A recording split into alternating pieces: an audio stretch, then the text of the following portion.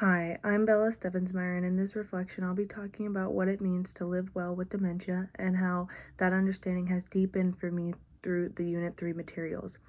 I've come away with a deeper and more human centered understanding of what it really means to live well with dementia.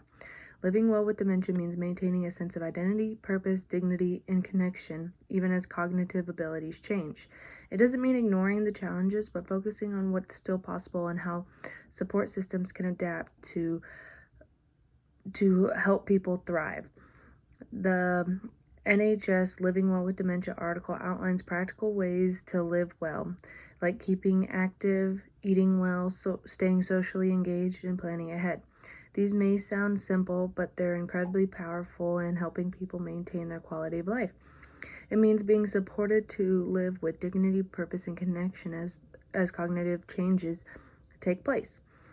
It's about focusing on the person, not just the disease, preserving identity, encouraging autonomy, and ensuring meaningful engagement in life. To live well with dementia means being able to experience joy, purpose, and autonomy for as long as possible. In the PBS documentary Living Well with Dementia, I was especially moved by Robin, who was diagnosed with young onset dementia. Despite her diagnosis, she continued speaking publicly, advocating for change, and staying socially active. She's a powerful example of someone living with purpose. In the shorter video featuring Kevin, Lori, and Elaine, each person talks about how dementia affects more than just memory. Kevin mentions how he stays active with advocacy work, and Elaine shares how staying socially connected is crucial for her well-being. Their stories remind us that dementia doesn't erase someone's identity. Another powerful example comes from the Dementia Action Alliance visions and values, which are written by people living with dementia. They talk about wanting to be seen as whole people, not just a diagnosis, and that living well involves being treated with respect, included in decisions, and supported in living a meaningful life.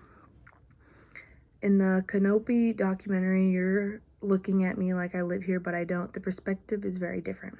We see a woman named Lee living in a memory care unit, and it's clear her dementia has progressed significantly. She expresses confusion and frustration, often unsure of where she is.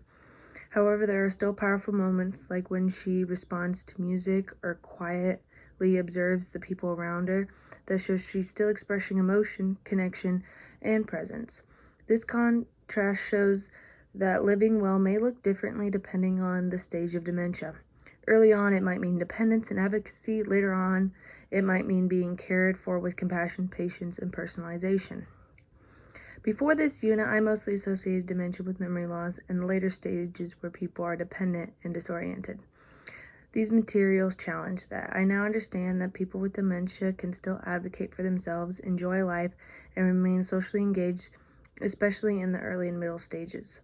The Alzheimer's Society Quality of Life article helps solidify this by showing how the right support, whether it's from family, community, or healthcare, can make a huge difference in someone's ability to live well. If I developed dementia, I'd want people around me to focus on who I am, not just what I've lost. I'd want to be treated with respect, not spoken down to or ignored. I'd want people to know my preferences, what makes me feel safe, what calms me, what brings me joy. The This Is Me Care booklet from the Alzheimer's Society stood out to me.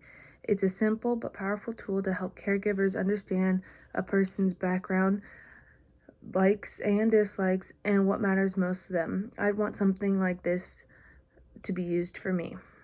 In my future professional role, I can help by practicing person-centered care.